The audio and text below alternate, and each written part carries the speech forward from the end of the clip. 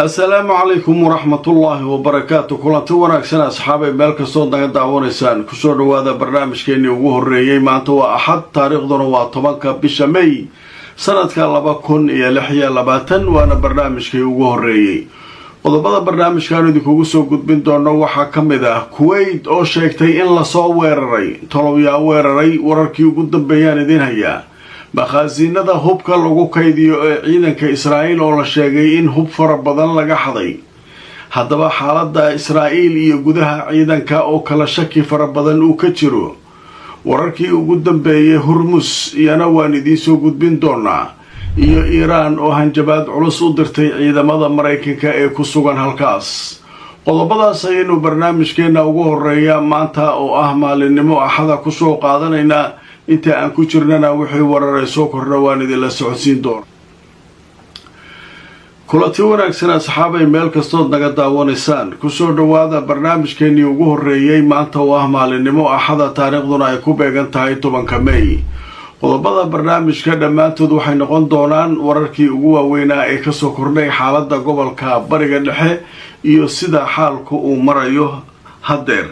haddaba wararkii ugu dambeeyay ee soo kordhay intaynu kala maqnayn ayaanu ku soo qaadanaynaa barnaamijka. qodobka ugu horeeya waxaynu ku bilaabaynaa dowladda Kuwait ayaa maanta sheegtay in weerar lagu soo qaaday. yaa soo weeraray Kuwait? yaa daba socda? yaa weerarka ku qaaday? ilaa hadda lama yaqaano. waxay leedahay saakay ilaa duhurkii diyaarada droonisa nafta noo keenay oo weerar nagu soo qaaday. haddaba marka laba arin ayaa meesha ka soo baxaysa. yaa soo weeraray Kuwait? yaa se weerari karaa? haddaba wararka qaar waxay leeyihiin kow waxaa laga yaabaa inay awlaadda Iiraan soo weerareen oo ay ka mid yihiin kuwa Ciraaq jooga inay weerarka qayb ka noqdeen maadaama Kuwait iyo Ciraaq ay daris yihiin halkaas weerarada looga qaaday. dhanka kale dad kale ayaa waxay qabaan Israa'iil oo iyadu ka soo horjeeda marnaba dagaalkan waxa kan in la joojiyo foodada inay sii socoto rabta inay iyadu ku lug leedahay sidii awalba Iiraan ay ugu eedeysay dhowr jeer hore oo ay tiri Israa'iil ka dambeysay weerar lagu qaaday dawladaha Khaliijka. haddaba marka xaalka lama yaqaano laakiin sida ay hadda sheekadu marayso ayaynu barnaamijka ku bilaabaynaa. haddaba wargeyska la yiraahdo Sharqul Awsad ayaa sheegay in dowladda Kuwait ay sheegtay inay la tacaamulayso oo ay markaa la dirirayso diyaarado droonisa oo cadawga ay leeyihiin kuwaasoo ay sheegtay inay soo galeen hawada dalkeeda maanta. haddaba wararkii ugu dambeeyay sheekada laga qoray waxaa la leeyahay wasaaradda gaashaandhigga ee dalka Kuwait ayaa saakay oo Axada waxay sheegtay in ciidamadu ay markaa la tacaamulayaan oo ay la dirirayaan tiro ka tirsan diyaaradaha droniska ee cadawga kuwaasoo la sheegay inay soo galeen hawada dalka Kuwait. haddaba wararkii ugu dambeeyay Kuwait waxa ay sheegayaan in diyaaradahaasu ay dhowr yihiin oo markaa ay weerar ku soo qaadeen. haddaba afhayeenka wasaaradda gaashaandhigga ee dalka Kuwait ninka la yiraahdo General Rukni Saud Abdelaziz Adwan ayaa sheegay in ciidamadoodu ay la dagaaleen oo markaa ay ka hortageen si loo ilaaliyo amniga waddanka iyo nabadgelyada dadka muwaadiniinta iyo dadka kale ee ku nool dalka Kuwait. way laftirkooda marka ma sheegayaan meesha weerarku kaga yimi.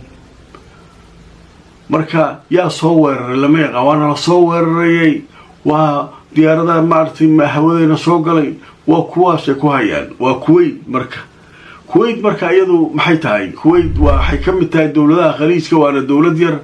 waana dowladda ugu dhibaatada badan dagaalka Iiraan u saameeyay. ayada Iiraaniyiintu iskuma fiicna siyaasad ahaan markaba ay leedahayna meesha ma gudbi karo. xaalku marka waa ku xun yahay. iyagu waxaa leeyahay bishii Abriil oo dhan hal markab oo shidaal wada xataa ma gudbin. kuwa kale basar iyo waxbay ku marsadaan dowladaha kale Khaliijka Iiraan iyo waxbay iskala macaamilaan. marka qoladan marka dhibaato gooniya iyagu halkaa ka haysataa la leeyahay. qodobka halkaas kaga gudbaynaa. qodobka labaad qatar waxay sheegtay markabkii ugu horreeyey ee gaas wada oo ay qatar leedahay inuu ka gudbay maanta Hormuz u fiirsada tan iyo markii dagaalku u dhacay Hormuz la xiray dowladda qatar gaaskii ugu horreeyey ay dibadda u iibgeyso waa markii ugu horreysay markab weyn oo gaas tiro badan wada oo dowladda qatar ay leedahay inuu Hormuz ka gudbo marka sheekada beeshtaag waxay tahay iska gudbay marka maya iskama gudbin shaqo badan la qabtay wasiirka arrimaha dibadda telefoonno kula xiriir Iiraaniyiinta Mareykanka u tagay Mareykanka la hadal Iiraan la hadal halkan la hadal haddii la rabo xisaabta dhiib wax walba markaas saakay meeshaas u maray haddaba markaan idin tusoo wararkii ugu dambeeyay sheekada laga qoray waxaa leeyahay markab qaada gaaska oo ay qatar leedahay ayaa ka gudbay marinbiyoodka Hormuz waana markii ugu horreysay markab noocan oo qatar leedahay uu ka gudbo halkaas tan iyo markii dagaalka uu ka dhex qarxay Iiraan iyo Mareykanka haddaba bayaan rasmi ah oo la soo saaray ayaa lagu sheegay sida ay qortay shirkad laga leeyahay dalka qatar in markaasi uu ka soo dhaqaaqay markabkaas dekadaha qatar dekada la yiraahdo Ra'sul Lavan waxaana la sheegay in xamuulkii uu waday uu ku dejinayo dekada la yiraahdo Qasim oo ku taala dalka Pakistan marka waa la rafaadsan yahay meesha u fiirso dagaalka maalinka bilowday ilaa hadda kuwaydan wax ka sheegayna laakiin qatar noo jeeda laakiin qatar iyadoo dhowr markab oo kala badeecay waxba u maraleel gaaska iyo waxa kan day waa halis hal mar hadii wax lagu dhufto waa gubanayaan ma marka cabsiya ka jirtay marka markabkii ugu horreeyay ee gaas qaada ayaa halka maanta u gudbay dawladda maaratay qatar marka warkaas isaguna halkaas u maraa wararka kale ee dhinaca dhiilada wata ama colaada wata ee Hormuz ka imaanaya waxa kamid ah Iiraan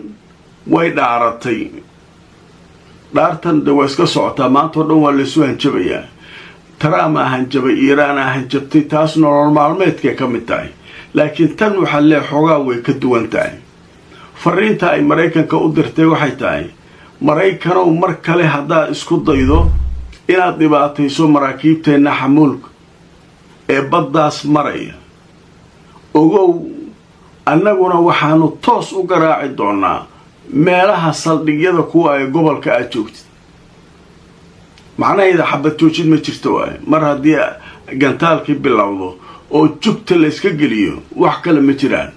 marka digniintaas ayaa saakay ay soo saareen nimankii Iiraaniyiinta ah haddaba aan idin tusoo wararkii u dambeeyay Al-Jazeera ayaa qortay Iiraan waxay soo saartay digniin inay bartilmaameedsado haddii la isku dayo in la bartilmaameedsado maraakiibteeda waaweyn ee shidaalka qaada in ay markaa iyaduna ka jawaabi doonto oo ay markaa weerar qaadi doonto dhanka kale iyadoo la sugayo inay ka soo jawaabto qorshihii nabadda ee Washington ay sugaysay oo aysan weli soo jawaabin ayay hanjabaadan haddaba soo dirtay haddaba wararku waxay sheegayaan sida laga soo xigtay ciidamada badda ee taabacsan ilaalada kacaanka Iiraan inay sheegeen inay ku jawaabi doonaan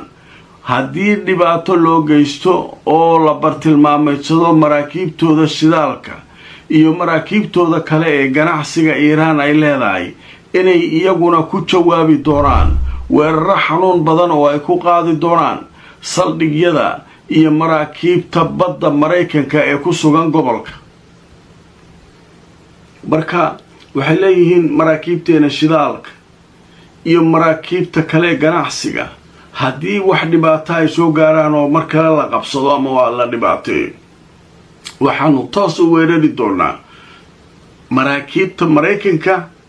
ee gobolka jooga iyo saldhigyada uu gobolka ku leeyahay marka taa macnaheedu dadku waxa ku fasireen waxa waaye xabad joojin ma jirto waa markaas meesha way ka baxaysaa xabad joojintii marka welina marka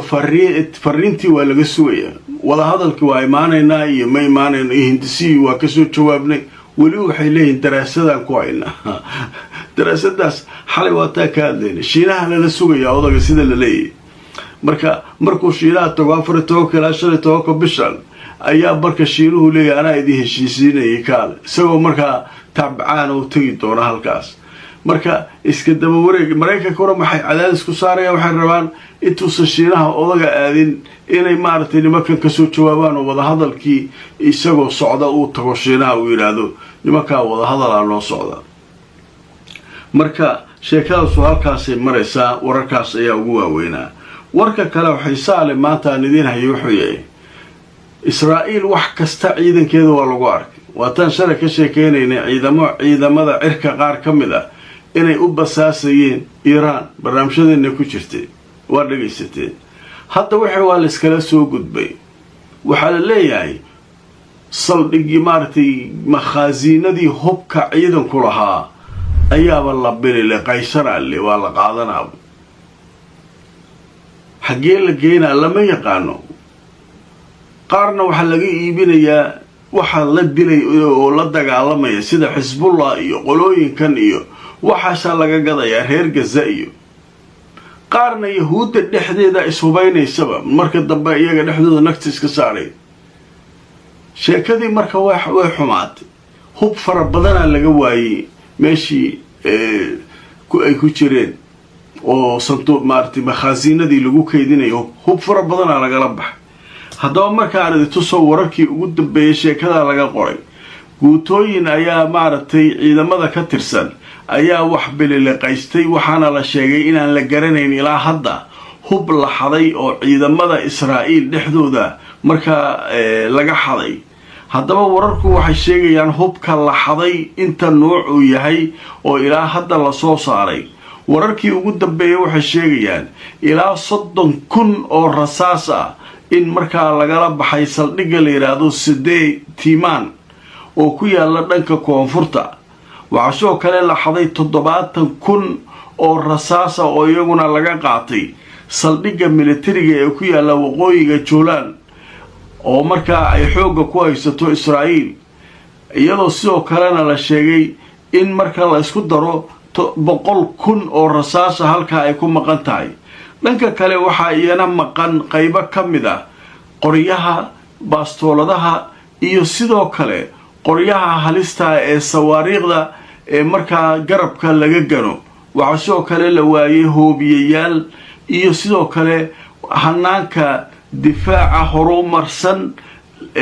qoryaha culus iyo boobayaasha darandooriga u dhaca iyo waliba qalabka habeenkii wax lagu arko oo ay ciidamadu isticmaalaan intaasoo alaabood ayaa laga xaday oo markaa malaayiin dollar ku fadhida sida la sheegay yaa qaatay ma naqaano alle marka dawladii Israa'iil ahayd dhexdeedii laga dhax kaluumaysanay dhanka waqooyiga saldhigyada ku yaala wixii laga xaday kulli Xisbullah dhankeeda galeena lagu leeyahay dhankaasa loo xaday Xisbullah lacag keensanaysa Iran iyo waxaasi hadda kama gaaraan meelo badan la xiray ayaga laga gadanayaa nimanku waa niman naf haysa marka sheekadan marka waxa leeyahay waa sheeko cajiiba oo hadda soo korortay marka iyagu dhexdooda marka cidii hawlaha ku lugta lahayd ayaa baaritaan lagu hayaa oo la baaraya haddaba qadar xayisiisa kadib waxaanu u gudbi doonaa wararkii soo dhacay intaynu barnaamijka ku jirno kulato wanaagsan markale asxaabay meel kastoo naga daawanaysaan ku soo dhawaada barnaamijkeena qaybihii ugu dambeeyay waana barnaamijkii ugu horeeyay maanta waxaan idin soo gudbinayn haddaba qaybtan war hadda soo dhacay wuxuu leeyahay buuq fara badan ayaa ka jira gudaha dalka Ciraaq siyaasiyiinta iyo ragga waaweyn iyo jabhadaha mucaaradka iyo awlaadii Iran kulli kadib markii ay soo baxeen xoga sheegaya dhulka saxaraha ee Ciraaq in saldhig qarsoodiya Israa'iil ay ka samaysatay u fiirsada saxaraha Ciraaq ayay waxay ka samaysatay Israa'iil saldhig qarsoodi ah saldhigaas maxay ugu talagashay waxay ugu talagashay lagu leeyahay Iran dagaalkeeda haddii diyaarad ay leedahay nagta laga soo saaro duuliyo soo dhaco inay hawsha qayb ka qaataan oo caawimaad sameeyaan oo hawlgalladaas waa meel ku dhow إيران حدود كده عراق أنا صدقها مركا كدبيس مركا الدولة دي عراق أيها وحكا أوغالا ليها شيكادا إيا مريكا كعراق دقن أيها إيهو وكا إسرائيلية تقولكا إسكاعد لذا بعاد كسما يستصدقين هذا مركا وحا مركا شيكادي يالا سو أوغادي كدبنا نمكي مركا وحيلين أولادي إيران nimankaa sababta loogu ogolaaday dhulkeena qayb ka mida inay saldhig ka qaataan maxay dowladii hore oo hadda doorashooyinkii wixii looga adkaaday ayaa hawshaa ka mas-uulayd marka hadda saldhigii cabsiya la soo diristay waa la ogaaday isaga dhanba marka wax yaroo kooban dagaaladan iyo waxa kan ka hor iyo wax yaraa la sameeyey qarsoodiyu ahaa dhul bacaada halkaasaa marka hadda sheekadu ka qasantahay wararkaas ayaa ugu waaweynaa wixii soo kordhay maanta axada barnaamijkuna wuxuu kii koobaad ee aan idiin soo gudbinayno haddii alla idmo wixii warar kale ee soo kordha barnaamijyada kale ee soo socda ayaan idinkugu soo gudbin doonaa laagareeya oo sheergareeya barnaamijka asxaabay meel kastoo aad joogtaan waxaan idin leeyahay sidaas iyo nabadgelyo